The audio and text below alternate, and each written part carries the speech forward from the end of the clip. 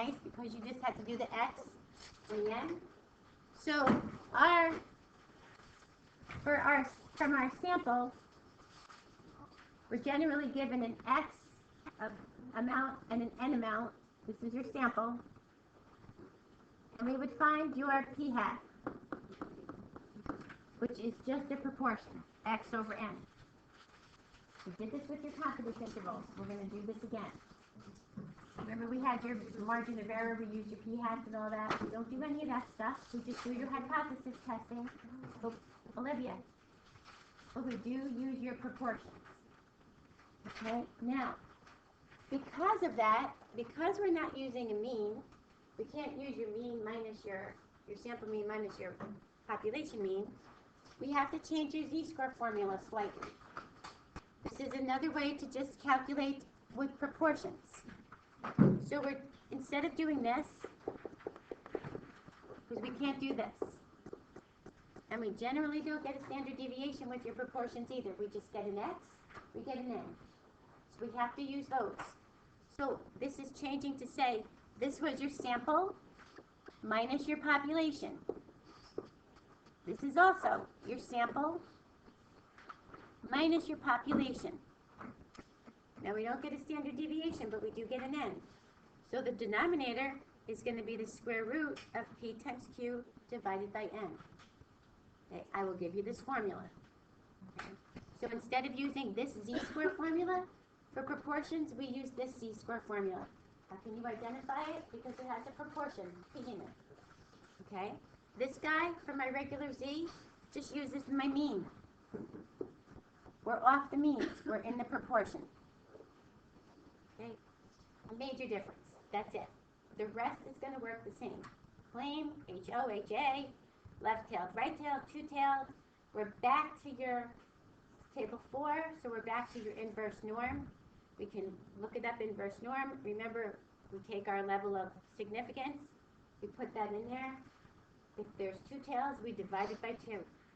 We're back to doing that from the very beginning when we first worked on when you knew your population standard deviation. So we'll do a couple of these just to get you back into this. And the rest is basically going to work the same. Our guidelines again. I'm on page 388. If you remember back to when we did this, we tested this. Because if you remember back, that's what, if they passed both of those tests, they approximated a normal curve. It's binomial. So this forces them to approximate a normal curve. If it doesn't pass those tests, I stop. Instead of your problem telling you your normal distribution, that approximates a normal distribution, we have to figure that out for ourselves. Once we pass that, the rest is the same. State your claim, identify your HO, your HA, your level of significance, your table 4, your rejection regions, your p-vals. You can find p-vals again because you have table 4. So we can test this with rejection regions, we can test this with p-vals. P-value is the value under your curve from your z-score. So we can test both. Here's your test statistic. Again, that's the one that's going to change. That z-score formula has to change because you don't have a mean, you have a proportion. Okay?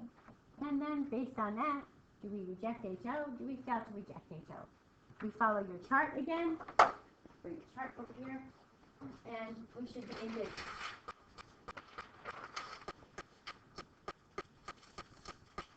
Just one little tweaking on that z-score thing. That's all you're really going to notice. All right? Okay. So let's give one a try. A researcher claims that less than 40% of U.S. cell phone owners use their phones for most of their online browsing. In a random sample of 100 adults, 31% say they use their phones. Somehow, let me see if I can shrink this down.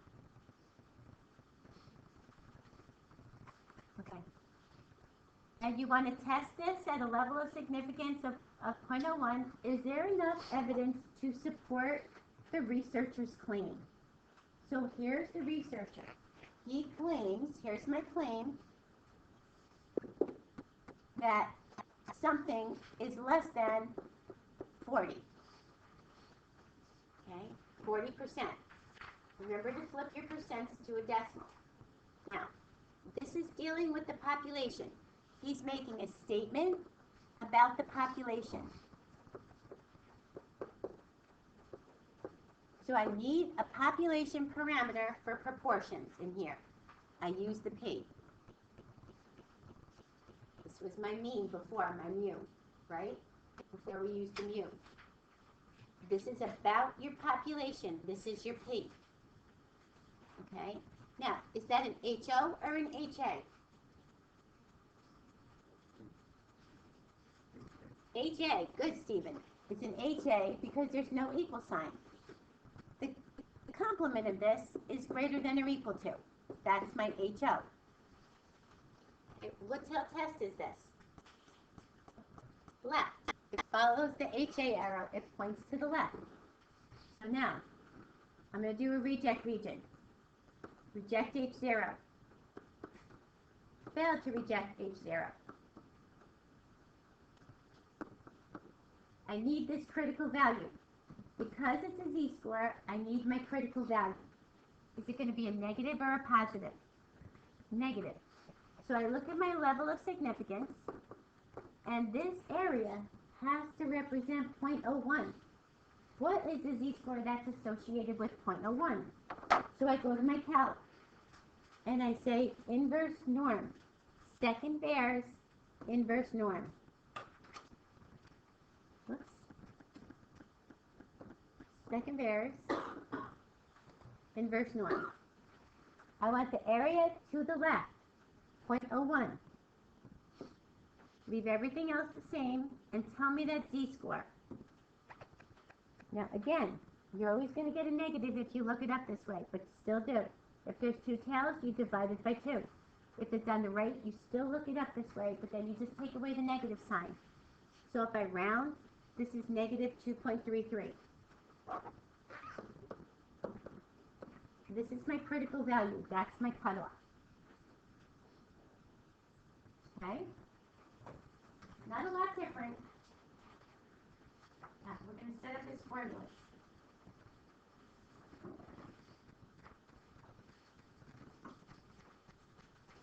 We make a statement about the population, and we test from our sample.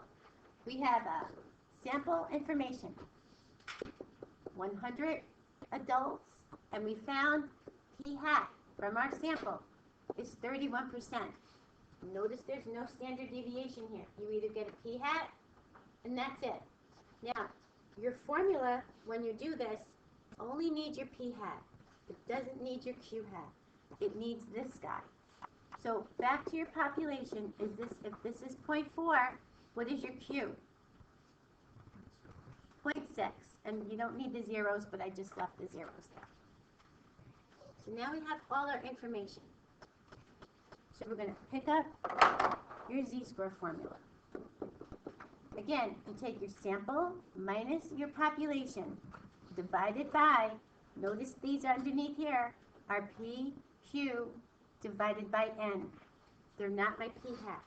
I only need a p hat. I need the p and the q from the population now. So I plug this in. I'm going to show you on the calculator too. Your p hat is this guy. Test. Make sure you keep these as decimals. 0.4 times 0.6 divided by 100.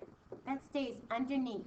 Now, when you do this, you don't use a fraction bar. Make sure you put the numerator in parentheses.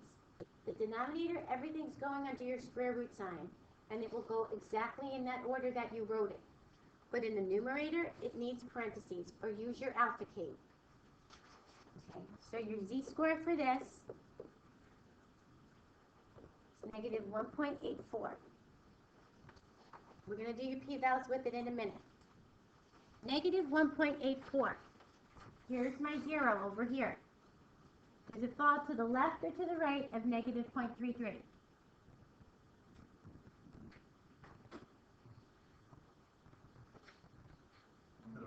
To the right, thank you. So this is negative 1.84. So what is my decision? Good. Fail to reject HO. That's my decision. I look over here. This is my HO. If I fail to reject it, can I support the claim? I fail to reject this statement. If I fail to reject it, I have to keep it. Can I support his claim? No. I found otherwise. So I go to my chart. I say my claim is my HA. I fail to reject my HO. So I write, there is not enough evidence to support the researcher's claim that less than 40% of U.S. cell phone owners use their phone for mostly online browsing at a level of significance of 0.01. Is there enough evidence to support the claim? No, there's not. Okay, now let's test p-val. Let's take a look first. This is my critical value. This is its area. Okay, let's compare. This was my test statistic.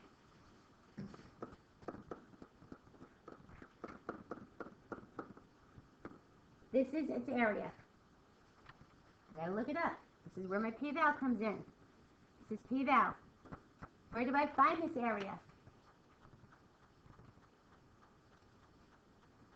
Table 4. So I looked this up on table 4.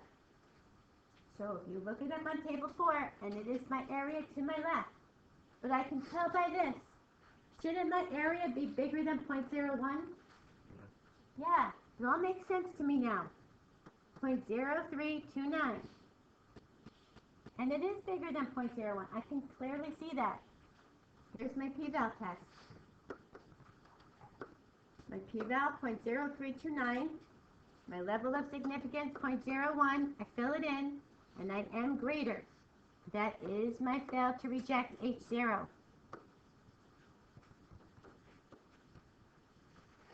So we are back to z-scores.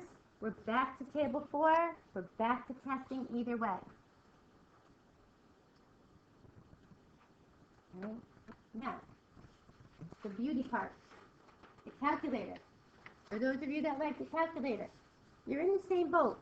Stat, you're still testing. Now you're doing you're doing a z-test, but if I hit z-test, it doesn't allow me to put any proportions in here. It's looking for standard deviations. I have no standard deviations. So I must not be using that test. So I look again. I'm not a t-test. Do I have 2 samples? Are there 2 samples that they gave me? A sample of 100 and a sample of something else? Nope. So I'm not in the 2 samples. Here I am right here.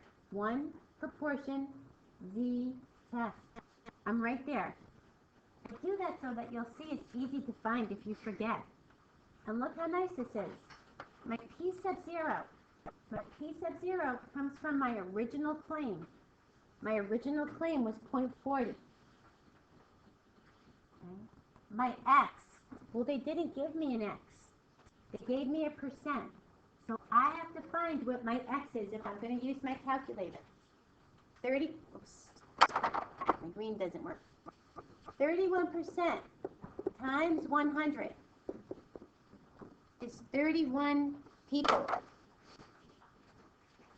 Remember not to put a decimal in here. 31. N is 100. Again, you're following your tail. Your tail's pointing to the left. I want the arrow that points to the left.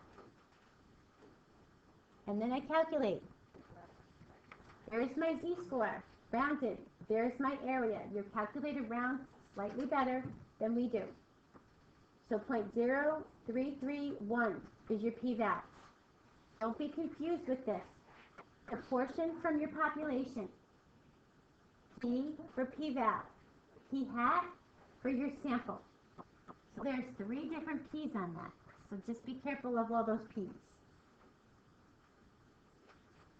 Does it seem that different? Nope, not that different, right?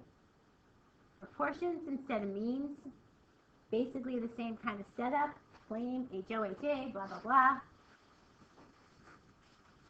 So you guys, try it yourself, number 1. Okay, so Angelise, what's your claim?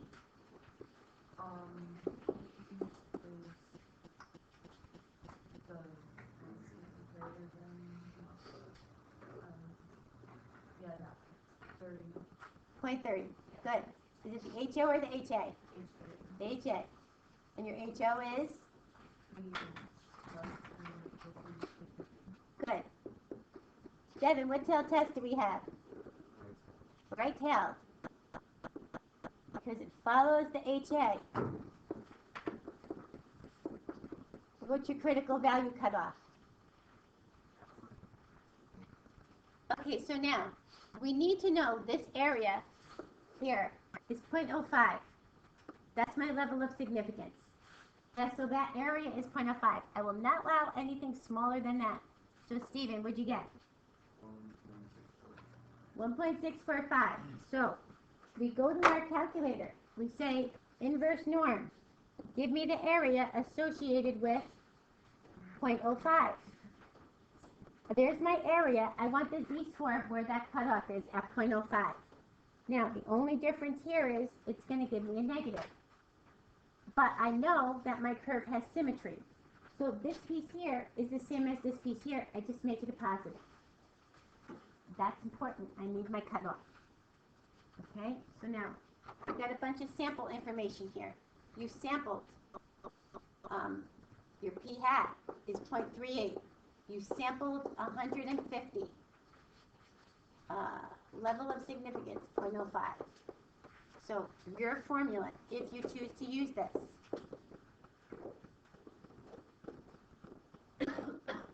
Notice that it used P and Q. Well, we found P.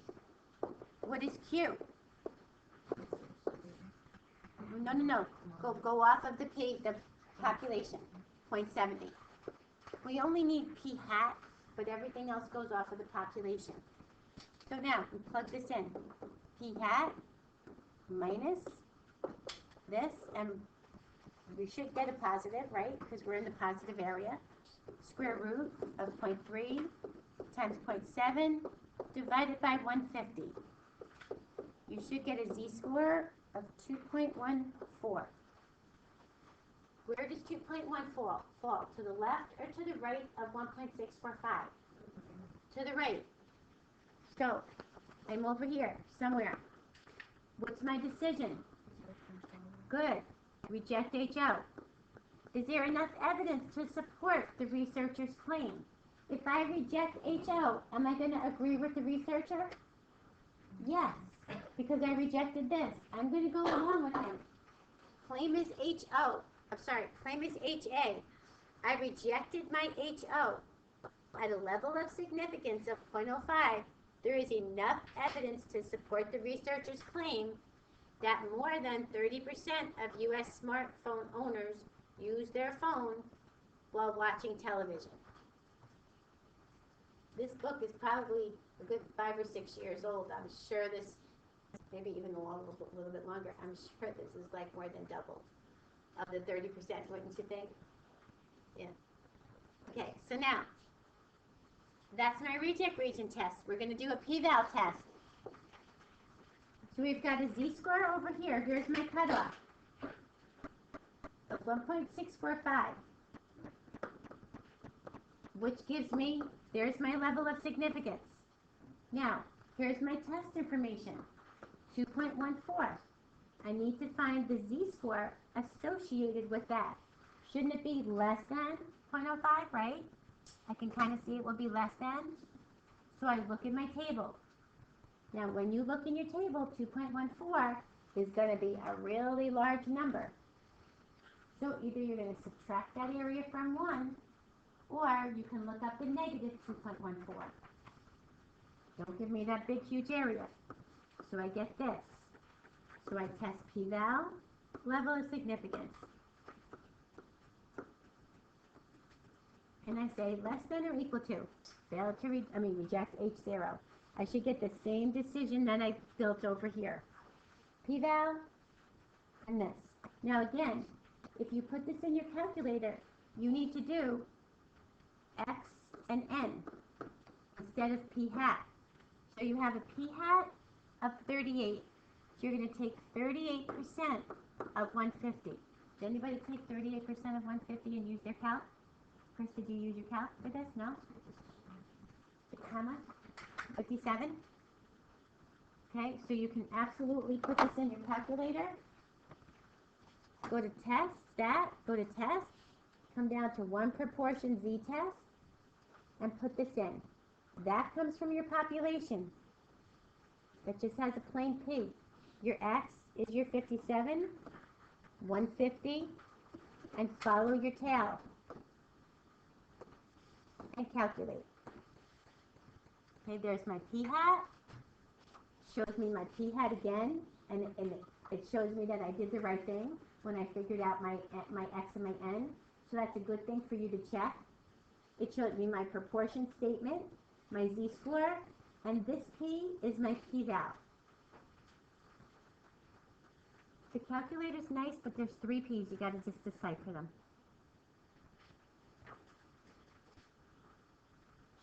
Good?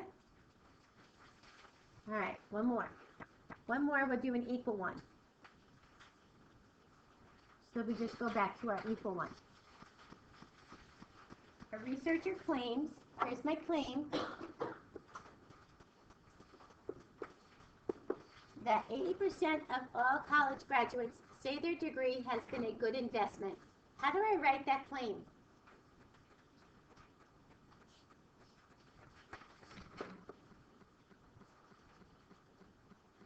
P, start with a P instead of a U, equal to.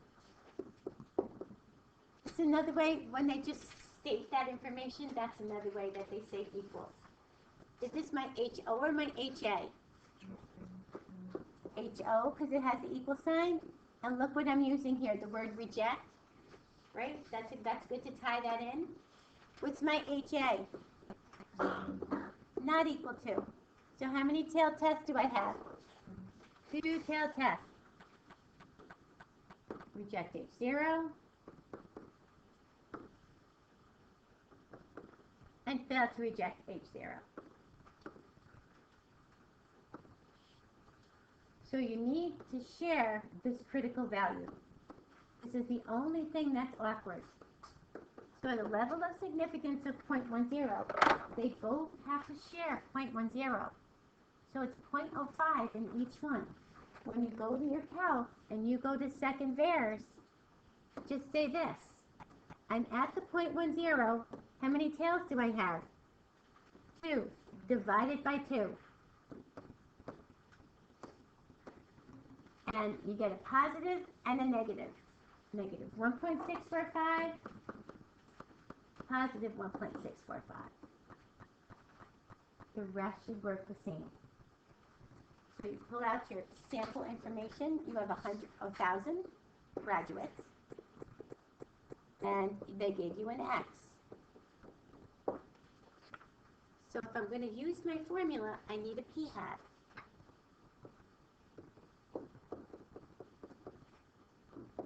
Stars.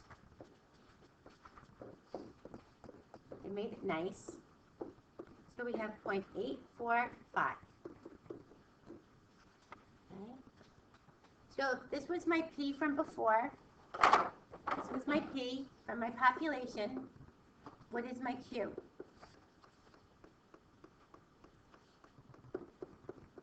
So all along we should be doing N times P, N times Q, but they had to work or we weren't going to get through this. So now, your Z formula.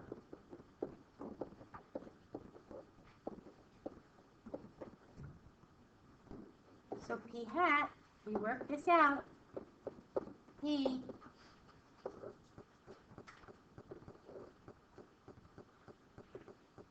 (6 times 1/4) divided by 1,000. D is equal to negative 1.37. So where does negative 1.37 fall? And where? Fail to reject. Here's my 0. Here's my negative 1.3. Just kind of place it where you think it belongs. As long as you show me where you are, I'm fine with that. This is my decision. Fail to reject H0. Now, this was my H0, my claim. If I fail to reject it, I'm going to have to agree with it. I'm going to have to go to my chart and say, there is enough evidence to, there is not enough evidence to reject the claim at a level of significance of 0.10 that 86% of college grads say their degree has been a good investment. Okay? And that would be a good thing, that I'm not rejecting that, right? Think of it logically. 86% are saying it's a good investment. That's fairly high. I would not want to reject that, right? I would not want to think that they wouldn't say that. Okay? And again, if you do your p-val, let's just hit your p-val real fast. Because your p-val is a little bit different. Because how many tails do we have? 2 tails. If this is my cutoff, and here's my p-val. Okay, this is plus or minus actually. This is my test. But now, when I look this up, and this is 0.0853. So is this guy. This is where I have to say, multiply this by 2. Your calculator already does that for you. So if you're going to use your calculator, do not multiply it by 2. So when I multiply it by 2, I get this. So now let me test. My p-val, you would have noticed it. If you tested this against your p-val, you would have rejected H0. But this failed to reject H0. So that showed you had to multiply it by 2. So take this guy and compare it to this, and it's greater than. It is a fail to reject H0. That's the only thing with the two-tailed test. You have to divide it by 2 to get your cutoff value. You have to multiply your p-val by 2. But if you use your calculator, it does it for you. Do not multiply the calculator p-value because it's already multiplied. So did this make sense?